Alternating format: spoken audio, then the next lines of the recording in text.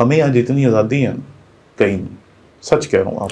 यानी बतौर क्रिश्चियन आपको पाकिस्तान में जितनी आज़ादी है। हाँ, देखिए जी, हम यहाँ अपना क्या कहते हैं, पूरी जो एक इंसानी आज़ादी है उसको एंजॉय करते हैं। 2015 में जब मॉब आए तो मेरी गाड़ी के पास जो बंदा खड़ा था वो हमारे नश्तर के बाजार का सदर था, तारिक चौधरी, और वो वहाँ कलाशनकोफ लेके मेरी गाड़ी के पास खड़ा था।